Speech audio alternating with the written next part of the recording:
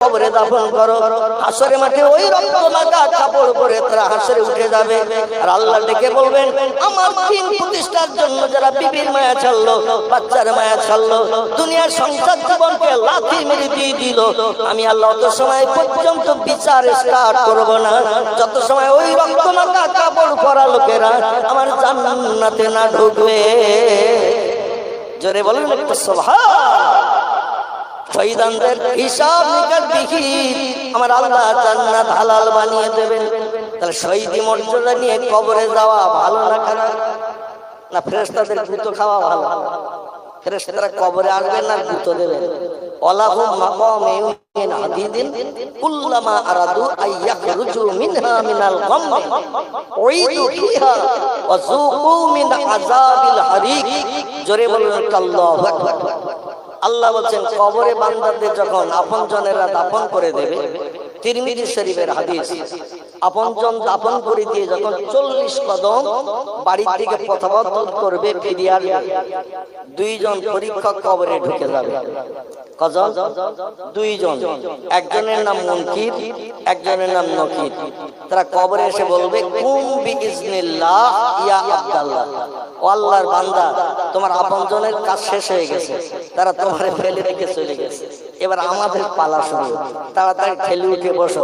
72 বছর আল্লাহ দুনিয়ায় বাস করেছো, আল্লাহ নেয়ামত খেয়েছো, আল্লাহর অনুদান বিবি বাচ্চা নিয়ে সংসার জীবনে সুখ ভোগ করেছো, আল্লাহর জমিনে ঘর বেঁধে থেকেছো, আল্লাহর কাজ কি করেছো একটু ওঠো, গোটা কয়েক প্রশ্নের উত্তর দাও। উত্তর যদি সঠিক দিতে পারো, যতদিন দুনিয়া ধ্বংস না হবে, এজা তুলিয়ে শামসে মাগরিবে হা ও গুরুবে শামসে মাশরিকা হা, যতদিন পশ্চিম দিকে সূর্যোদয় না হবে, পূর্ব দিকে সূর্য অস্তমিত হতে না যাবে, ততদিন পর্যন্ত কবরে তোমাকে ভালো জায়গায় রাখা হবে। আর উত্তর যদি দিতে না পারো, তাহলে যতদিন দুনিয়া ধ্বংস না হবে, এজা তাকুমুস সা, কিয়ামত যতদিন না হবে, ততদিন কবরে তোমাকে অ্যাকশন করা হবে। দুইজন পরীক্ষক কবরে আসবেন, তবে খালি হাতে আসবে না। কোরআন বলছে ওয়ালাহুম মাকামি মিন হাদিদ, এদের কাঁধে একটা করে লোহার মুগুর দিয়ে পাঠানো হবে। কি দেয়া হবে? লোহার মুগুর, লোহার মুগুর। মাকামি মিন হাদিদ, হাদিদ শব্দের বাংলা অর্থ হলো লোহা। আল্লাহ জানাচ্ছেন একটা করে লোহার মুগুর কাঁধে করে নিয়ে যাবে। আর আমার কবরস্থ বান্দাদের শুধু বলবে, কুম বিসমিল্লাহ ইয়া আব্দুল্লাহ, আল্লাহর বান্দা তাড়াতাড়ি ঘুম ভেঙে ঠেলে ওঠে। কোরআনে সূরা বাকারা আল্লাহ বলছেন, সুম্মা ইউহীকু, ও দুনিয়ার মানুষ, মরণ না হলে তোমাদের আপনজন তো শেষকৃত্য সম্পন্ন করবে না। এই জন্য আমি আল্লাহ একবার তোমাদের মরণ ঘটাবো। সেই মরণ হলো পৃথিবীর মরণ। সব সৃষ্টির একবার মরণ করা হবে। কুল্লু নাফসিন যায়কাতুল মাউত, প্রত্যেকটি প্রাণীর, শুধু মানুষ নয়, সব সৃষ্টির একবার করে মরণ ঘটানো হবে, মরণের আস্বাদ চাকানো হবে। আল্লাহ বলছেন সুম্মা ইউহীকু, আবার কিন্তু সব সৃষ্টিকে জিন্দা করা হবে। আমি এমন একজন পাওয়ারফুল স্রষ্টা, শুধু জবান একটু বলবো কুন ফায়াকুন, সঙ্গে সঙ্গে যেটা হতে বলবো হয়ে যাবে। আমার কোনো কিছু বানাতে, তৈরি করতে 1 সেকেন্ডের জায়গায় 2 সেকেন্ড সময় কোনোদিন লাগেনি, এবং ভবিষ্যৎ লাগবে না। জোরে বলুন একটু আমিন। আমার ভাইরা, দুইজন পরীক্ষক আল্লাহ এমন পাওয়ার দিয়েছে, কবরে এসে ওই ভাষাটা ব্যবহার করলেই মরা মানুষ জিন্দা হবে। আপনাদের বিশ্বাস হয় না? হয় না? যদি বলেন কবরে গেলাম, পচে গেলে মাটির সঙ্গে মিশে গেলাম, আবার জিন্দা হবে, জিন্দা হলে তো কবরে দেখতে পাওয়া যাবে, জ্বালা যন্ত্রণায় পড়লে তো চিল্লাবে, শোনা যাবে, ওই তো কোনদিন দেখতে পাই না। অতএব মোল্লা মৌলবীরা যেটা বলে ওটা মিথ্যা, ভুল ধারণা। জোরে বলুন একটু নাউজুবিল্লাহ। সব জিনিস কি চোখে দেখা যায় নাকি? সব জিনিস তো চোখে দেখা যায় না। আল্লাহ বলেন কবরে আযাব চোখে দেখতে পাবে না, তোমাদের বাহ্যিক চোখের মাধ্যম দিয়ে তোমরা দেখতে পাবে না। কবরের আযাব যদি দেখতে চাও, 3 নেত্র তৈরি করো। 3 নম্বরের চোখটা তোমরা বানাও, অন্তরের চোখ বানাও। কবরস্থ ব্যক্তি কবরের পাশে দাঁড়িয়ে বাহ্যিক চোখ দুটো বন্ধ করে অন্তরের চোখ চালাও। কবরস্থ ব্যক্তি কবরে কেমন আছে দেখার সুযোগ পাবে। শুধু তাই নয়, তার সঙ্গে তুমি কথোপকথন করতে পারবে। আর জোরে বলুন একটু সুবহানাল্লাহ। দুটি নেয়ামত আল্লাহ দুই দলের প্রেমিক বান্দা বান্দীদের দান করেছেন। একটি দলের নাম হলো নবী আম্বিয়ার দল, একটি দলের নাম হলো ওলিয়া উলিয়ার দল। এই দুটি দলের মানুষ আল্লাহ যেটা চেয়েছেন সেটা দিয়ে খুশি করেছেন। আবার ওলিয়া উলিয়া নবী আম্বিয়ারা যেটা চেয়েছেন আল্লাহ সেটা না দিয়ে পারেন নাই। জোরে বলুন একটু সুবহানাল্লাহ। আল্লাহ এদের দুটি নেয়ামত দান করেছেন। বেশি বেশি রাত জাগার কারণে, নফল নামাজ পড়ার কারণে, তাহাজ্জুদ গুজরানি করার কারণে, অমিনাল লাইলি ফাতাহাজ্জাদু বিহি নাফিলাতাল্লাহ। আল্লাহ বলেন যারা রাত জেগে বিবি বাচ্চার মায়া ছেড়ে ঘুমকে হারাম করে তাহাজ্জুদ গুজরানি করে, আমি আল্লাহ আমার ইবাদত করে, আমি আল্লাহ তাদের আপন প্রেমিক প্রেমিকা বান্দা বান্দি বানাই। তাদের দুটি নেয়ামত আমি দান করি। একটি হলো অন্তরের চোখ, একটি হলো অন্তরের কান। তাদের মোবাইল লাগে না, ক্যাশ কার্ড লাগে না, সিম কার্ড লাগে না, টাওয়ারের সংযোগ লাগে না। ঘরের বারান্দায় বসে যেখানে কথা বলতে চাইবে সেখানে তাদের কথা হাওয়ার মাধ্যম দিয়ে পৌঁছে যাবে। জোরে বলুন একটু সুবহানাল্লাহ। আমার প্রেমিক প্রেমিকা বান্দা বান্দি যারা হয় তাদের টেলিভিশনের পর্দায় কিছু দেখার দরকার হয় না। বর্তমান প্রযুক্তি যুগের বিজ্ঞানীরা টেলিভিশন যন্ত্র বানিয়ে হাজার হাজার মাইল দূরের ফটোগুলো আমাদের রান্নাঘরে এখন দেখাতে পারছে না। মেয়েরা রান্নাঘরে যেখানে রান্না করছে আগুনের গরম থেকে নিষ্কৃতির জন্য ওখানেও টেলিভিশন চালিয়ে রেখেছে। ন্যাংটা নারী আর ন্যাংটা পুরুষ দেখবে আর রান্না করবে যাতে গরম দূর হয়। তো রান্নাঘরে যদি বিজ্ঞানীরা টেলিভিশনের পর্দায় ন্যাংটা নারী ন্যাংটা পুরুষ বিভিন্ন অনুষ্ঠান যদি দেখাতে পারে, আমার আল্লাহ কি অপারগ। আল্লাহ বলছেন আমি তোমাদের থেকে কোটি কোটি গুণে শক্তিশালী পাওয়ারওয়ালা। ইন্নাল্লাহা আলা কুল্লি শাইইন কাদির। যে শক্তি তোমাদের নাই, যে ক্ষমতা তোমাদের নাই, সেই ক্ষমতার অধিষ্ঠিত আমি আল্লাহ আছি। জোরে বলুন একটু সুবহানাল্লাহ। নারায়ে তাকবীর। বিজ্ঞানীরা টেলিভিশন বানিয়ে হাজার হাজার মাইল দূরের ফটো আর যদি পৃথিবীর মানুষকে ঘরে বসিয়ে দেখাতে পারে, আল্লাহ কি অপারগ নাকি? বিজ্ঞানীরা মোবাইল মেশিন বানিয়ে হাজার হাজার মাইল দূরে কথা যদি পৌঁছে দিতে পারে, আমার আল্লাহ কি অপারগ নাকি? আল্লাহ বলছেন আমিও বিনা মোবাইলে, বিনা ক্যাশ কার্ডে, বিনা সিম কার্ডে, বিনা টাওয়ারের সংযোগে বান্দার কথা বান্দার কাছে পৌঁছে দিতে পারি। আমার দরবারে কোন রকম কিছুর প্রয়োজন হয় না। জোরে বলুন একটু আমিন। কারণ কোরআনের সূরা বাকারা আল্লাহ তত্ত্ব কোট করেছেন বিসমিল্লাহির রহমানির রহিম। হুয়াল্লাযী খালাকালাকুম মা ফিল আরদি জামিআ। চিল্লায়ে বলুন একটু আল্লাহু আকবার। আল্লাহ জানেন ও পৃথিবীর মানুষ তোমরা শুনে নাও, হুয়াল্লাযী খালাকা লাকুম মা ফিল আরদি জামিআ। এই বিশ্ব মাঝারে পৃথিবীতে যা কিছু চোখে দেখতে পাও, যা কিছু চোখে দেখতে পাও না, সব সৃষ্টি আমি বানিয়েছি কেবল মানুষের উপকারের জন্য। মানুষ যখন যারে যা বলবে তারা তাই শুনতে বাধ্য হবে।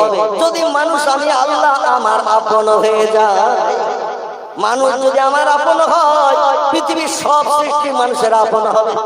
কিন্তু আমরা যখন আল্লাহর আপন হতে পারিনি, মেম্বারের আপন, প্রধানের আপন, চেয়ারম্যানের আপন, ডাক্তারের আপন, মাস্টারের আপন, বন্ধুর আপন, ডাকলেই সাড়া দেই, তাদের সঙ্গে কথার বিনিময় করি, কাজকর্মের বিনিময় করি। আল্লাহর আপন হতে গেলে মুয়াজ্জিন যখন মসজিদে মাইকের মাধ্যম দিয়ে আযান ধ্বনি হাঁকবে, হাইয়া আলাস সালাহ, ওই নামাজের ভিতরে তোমাদের কল্যাণ নিহিত রয়েছে। নামাজের জন্য ধাবিত হও। হাইয়া আলাল ফালাহ, ওই নামাজের ভিতরে কল্যাণ আছে, উপকার আছে। মুয়াজ্জিন আযান ধ্বনি দিল, মসজিদের মাইকের আওয়াজ আকাশ ভেঙে মাঠ ভেঙে গাছপালার মাথার উপর দিয়ে চলে গেল। আমরা তাসের আড্ডায় যদি বসে থাকি, ক্যারাম বোর্ডে যদি বসে থাকি, ছায়াছবির অনুষ্ঠানে, চায়ের দোকানে ন্যাংটা নারী আর ন্যাংটা পুরুষ যদি দেখি, আল্লাহ কি আমাদের আপন হবে? আল্লাহর সঙ্গে আপন সম্পর্ক তৈরি করতে গেলে একটা কাজ বান্দাদের বিশেষ প্রয়োজন, সেটির নাম হলো নামাজ। এই নামাজ থেকে আমরা বঞ্চিত হয়ে গেছি। আমার ভাইরা, পূর্ব বাংলা চট্টগ্রাম বলে একটি জেলা আছে, চট্টগ্রাম জেলা, যাকে ওই দেশের মানুষেরা চিটাগাং বলে, সাধু ভাষায় চট্টগ্রাম। এই চট্টগ্রামের একজন আল্লাহর বান্দা, তার পূর্ব নাম ছিল প্রতাপ চন্দ্র সেন। কি নাম বললাম? প্রতাপ চন্দ্র সেন। পরবর্তীতে নাম পরিবর্তন করে নাম রেখেছিলেন আব্দুল মোমেন। এই লোকটি বর্তমানে আমাদের এই পশ্চিমবাংলার হাওড়া জেলায় বড়গাছিয়া থেকে একটু মুন্সিরহাটের দিকে যেতে মাঝখানে একটা বাস স্টপেজ আছে, নাম হলো তার পাতিহাল। কি নাম বলো? পাতিহাল। পাতিহাল চৈত্র মাসের প্রথম সপ্তাহ শনিবার এই লোকটির বাৎসরিক উরুস শরীফ হয়। 2-4 লক্ষ মানুষের সমাগম হয় তার বাৎসরিক উরুস শরীফে। লোকটির নাম আব্দুল মোমেন রহমাতুল্লাহ আলাইহি, বাংলাদেশের অধিবাসী ছিলেন। এই লোকটি কয়েকটা মন্দিরের পূজারী ছিলেন। ফুরফুরার পীর আবু বকর সিদ্দিক আল কুরাইশির কাছ থেকে কলেমা শরীফ পাঠ করে মুসলমান হওয়ার পর আল্লাহর সঙ্গে এমন নিবিড় সম্পর্ক তৈরি করেছিলেন, তিনি 22 বছরকাল পৃথিবীর বিভিন্ন দেশের ঝোপঝাড় জঙ্গলে ঘুরে ঘুরে বেরিয়েছিলেন। জোরে বলুন একটু সুবহানাল্লাহ। প্রথমে চলে গিয়েছিলেন আমাদের এই পশ্চিম বাংলার উত্তরে একটি রাজ্য, নাম হলো তার আসাম। কি নাম বলো? আসাম। আসামের রাজধানী হলো গৌহাটি। এই গৌহাটি থেকে কিছু দূরে ঝোপঝাড় জঙ্গল ছিল, পাহাড়ি এলাকা। এই জঙ্গলের ভিতরে আল্লাহ কাপড় বানানোর জন্য একটু মোরাকাবা মুসাদার জপজেকের মশক করার জন্য গিয়েছিলেন। খুব সংক্ষেপ করে বলছি, জঙ্গলের ভিতরে গাছতলায় বসে আমার আল্লাহর নামের জপজিকির করছেন। সুবহানাল্লাহ, আলহামদুলিল্লাহ, লা ইলাহা ইল্লাল্লাহ, কলেমা শরীফ জিকির আজকার করতে শুরু করেছেন। আর জঙ্গলের একটি বড় বাঘ মানুষের কণ্ঠের আওয়াজ শুনে গুটি গুটি পায়ে গিয়ে এসেছে, কারণ বাঘের প্রিয় খাবার হলো মানুষ। বাঘ একবার মানুষ দেখলে পাগল হয়ে যায়, অন্য খাবার যদি গায়ে ফুলো মারে তাও ধরে না। হরিণ খরগোশ আর খেতে চায় না যদি মানুষ দেখে। বাঘের প্রিয় খাবার হলো মানুষ। দেখে এক আল্লাহর বান্দা গাছতলায় বসে কি জানো বকাবকি করছে, কি জানো পড়ছে। বাঘ গাছের কাছে এসে জমিনে শুয়ে পড়ে লেজটা জমিনে পাঠিয়ে গুংরানি মেজাজ নিয়ে আওয়াজ করতে শুরু করেছে। মানে যখন রাগ চরমে উঠে যাবে আলুম করে বান্দার ঘাড়ে পড়ে ঘাটটা কামড়িয়ে ধরে গহীন জঙ্গলে নিয়ে যে 2-5 দিন অন্তত খেয়ে কলিজা ঠান্ডা করে। বাঘ গুংরানি আওয়াজ যখন করতে শুরু করে দিল, হুজুর মাথা নিচু করে জপজিকির করছিলেন। হঠাৎ একটু মাথা উঁচু করে দেখে 1 গুণ বাঘ ফুলে 3 গুণ মোটা হয়েছে। কোন শিকারী পশু শিকার ধরতে গেলে আগে ফুলে মোটা হয়। রাগ যখন চরমে পৌঁছে যায় তখন শিকারী পশু শিকারের উপরে পড়ে, যখন তখন পড়ে না। শিকার ধরার জন্য আগে পরিকল্পনা নাই, নিয়ে রেগে ফুলে মোটা হয়। ও ফুলে 3 গুণ মোটা হয়ে গুংরানি আওয়াজ নিচ্ছে, জমিনে লেজ পাকাচ্ছে। এই পড়লো আর কি ঘাড়ে। সুবি আব্দুল মোমেন দৃশ্য দেখে টেলিফোন করেছে গৌহাটির জঙ্গল থেকে 1200 কিলোমিটার রাস্তা ফুরফুরা। কত বললাম? 1200 কিলোমিটার রাস্তা ফুরফুরা। উনি আল্লাহর কাছে হাত তুলে বলছেন, আল্লাহ আমি হলাম কাঁচা ইট, এই তো ফরমার থেকে বেরিয়েছি। আগে ছিলাম ভিন ধর্মাবলম্বী, হিন্দু, আবার রাতে ব্রাহ্মণ ছিলাম। কয়েকটা মন্দিরের পূজারী ছিলাম, মন্দিরে পূজা অর্চনা করতাম। আর ফল ফুলগুলো নিয়ে বাড়িতে বিবি বাচ্চা আপনজনকে খাওয়াতাম। এক ফকিরের পাল্লায় পড়ে যে ধর্ম পরিবর্তন করে ধর্ম গ্রহণ করলাম, নাম পরিবর্তন করে নাম রাখলাম। এখন তোমাকে আপন বানানোর জন্য এই জঙ্গলে এসেছি, তোমার সঙ্গে একত্রতা গাঢ়তর তৈরির জন্য। কিন্তু জঙ্গলের হিংস্র বাঘ আমাকে যে গুংরানি ভয় দেখাচ্ছে, আমার তো তসবিহ মাথায় উঠে গেছে। ওয়াল্লাহ আমার সঙ্গে আপনার সম্পর্ক তত ভালো নাই, তবে আমার মুর্শিদের সঙ্গে আপনার সম্পর্ক ভালো, সেটা তো আমি পূর্বেই দেখেছি। মন্দিরে পূজা অর্চনা করে ফল ফুলগুলো নিয়ে আমি বাড়ি চলে যাই। আর ওই ফকির সাহেব নিজেই ফলের খাঞ্চা নিয়ে প্রতিমাকে একটা ফলও খাইয়ে দিয়েছিলেন। জোরে বলুন একটু সুবহানাল্লাহ। ফকির বলেছিল, আল্লাহ জি জাআলা লাকুমুল আরদা ফিরাশা ওয়াস সামাআ বিনাআ ওয়ানজালা মিনাস সামাই মা'আন ফাখরাজা বিহি মিনাস সামারাতি রিজকাল লাকুম ফালা তাজআলু লিল্লাহি আনদাদা ওয়া আনতুম তা'লামুন। চিল্লায়ে বলুন একটু আল্লাহু আকবার। কোরআনের সূরা বাকারা আল্লাহ কোরআনে কোট করেছেন, ও মানুষ আমি পৃথিবীর জমিন তোমাদের জন্য বিছানা করে বানিয়ে দিয়েছি। আর মাথার উপরে ওই যে নীল আকাশ, আকাশটাকে আমি সামিয়ানা করে বানিয়ে দিয়েছি। আর সামিয়ানার তলায় মাঝে মাঝে আমি মেঘ জমিয়ে পানি বর্ষণ করে শুকনো জমিন ভিজিয়ে দানার থেকে চারা গাছ বার করে ওই গাছকে সতেজ করে বড় করে ওই গাছে আমি ফল দান করি, যে ফলকে তৃপ্তি অনুভব করে আমার নামে শুকরিয়া করার সুযোগ পেতে পারো। জোরে বলুন একটু সুবহানাল্লাহ। ফুরফুরার বিরাপদার সৃষ্টি করলেন, ও মাটি তুমি তো স্রষ্টা নাও। কিছু মানুষ বিভ্রান্ত হয়ে তোমাকে স্ট্রাকচার বানিয়ে প্রতিমা বানিয়েছে আর তোমাকে প্রভু হিসাবে মান্যতা দিয়ে পূজা অর্চনা করে, কিন্তু আমি জানি তুমি মাটি। ও মাটি, আল্লাহ মানুষকে যদি সেরা বানিয়ে থাকে, কোরআনের সূরা 3 এ আল্লাহ বলছেন লাকাদ খালাকনাল ইনসানা ফি আহসানি তাকবীর।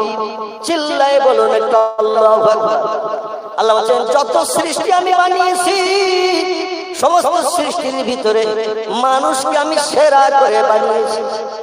ফুরফুরার আবু বকর সিদ্দিকী বললেন, ও মাটির তৈরি প্রতিমা, আমি যদি সেরা হয়ে থাকি আর তুমি যদি নিকৃষ্ট হয়ে থাকো, মানুষের উপকারের জন্য যদি বিছানা হয়ে থাকো, আমি শ্রেষ্ঠ সৃষ্টি বলছি, একটু গাল হা করো, একটু গাল হা করো, একটা ফল